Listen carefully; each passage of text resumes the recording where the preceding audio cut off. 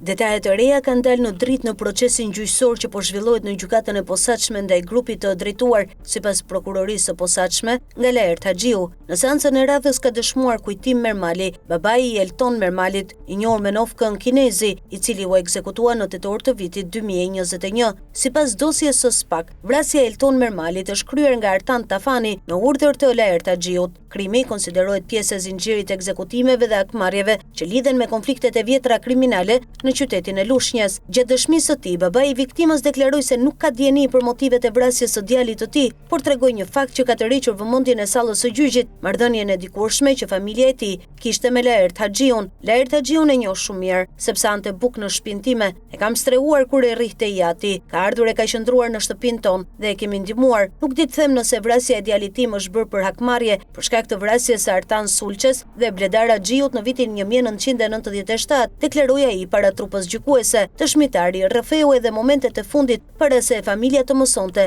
për vrasjen e Elton Mermalit. Një natë para ngjarjes doli nga shtëpia dhe nuk u kthye më. Më pas na njoftuan se kishin gjetur trupin e tij. Nuk di kush e vrau dhe nuk mund të akuzoj askënd. Nuk kam dieni për motivet e kësaj ngjarjeje, tha Kujtim Mermali. Babai i viktimës u pyet edhe për të kaluarën penale të djalit të tij dhe lidhjet që ai kishte patur me grupin kriminal të Aldo Bares. Ai pranoi se Elton Mermali ishte arrestuar në Itali, ishte ekstraduar në Shqipëri dhe kishte vuajtur dënimin për akuzën e vrasjes së Artan Sulçes, por këmbguli se nuk besonte se djali i tij kishte qenë pjesë aktive e organizatës kriminale. Djali i ka qenë i akuzuar bashkë me grupin e Aldo Bares. Në djenin time nuk ka qenë i përfshirë, po të kishte qenë pjesë atyre ngjarjeve, marrja do t'ishte bërë shumë më herët dhe jo pas kaq vitesh, u shpreh ai. Sipas dëshmisë, Elton Mermali u lirua nga burgu i Peqinit më 6 maj 2021 pas vuajtjes së dënimit, ndërsa vetëm pak muaj më vonë, më 17 tetor 2021, u ekzekutua. Babai i tij tha se pas daljes nga burgu, gjendja fizike dhe psikologjike e të birit nuk ishte e mirë. Kur doli nga burgu nuk ishte mirë, nuk e mora vesh kurrë se kush i fuste lëndë narkotike në burg. Në shtëpi nuk përdorte drogë dhe nuk më tha asnjëherë se kishte konflikte apo se ndjej i kërcënuar nga dikush, dëshmoi ai.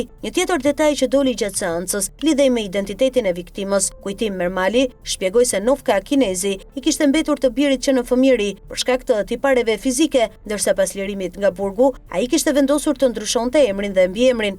Kur doli nga burgu, shkoi në gjendjen civile dhe ndryshoi identitet. U bë Alban Semaku. Më kishte thënë se Artan Tafani do t'i gjente një punë kur të takoheshin, deklaroi dëshmitari. Kjo deklarat pritet të analizohet nga prokuroria pasi emri i Artan Tafanit është qendror në dosjen penale. Tafani, i cili ka zgjedhur të bashkëpunojë me drejtsinë, ka dhënë dëshmi të shumta për një seri atentatesh dhe vrasjesh, duke pretenduar se shumë prej tyre janë kryer me urdhër të Laert Haxhiut. Procesi në GKK po vjen me marrjen në pyetje të dëshmitarëve dhe administrimin e provave të paraqitura nga SPAK. Prokuroria synon të provojë ekzistencën e një grupi të strukturuar kriminal të përfshirë në disa ekzekutime të ndodhura në Lushnjë dhe qytete të tjera, ndërsa mbrojtja ka kundërshtuar akuzat, duke pretenduar se ato pushteten kryesisht në deklarimet e bashkëpunëtorit të drejtësisë. Dëshmia e babait të Elton Mermalit solli në sallën e gjyqit jo vetëm detaje mbi ditët e fundit të jetës së viktimës, por edhe një episod të pazakon nga e kaluara, kur sipas tij Laert Haxhiu ishte streuar në shtëpinë e familjes Mermali, një marrëdhënie që sipas dëshmitarit e bën edhe më të pakuptueshme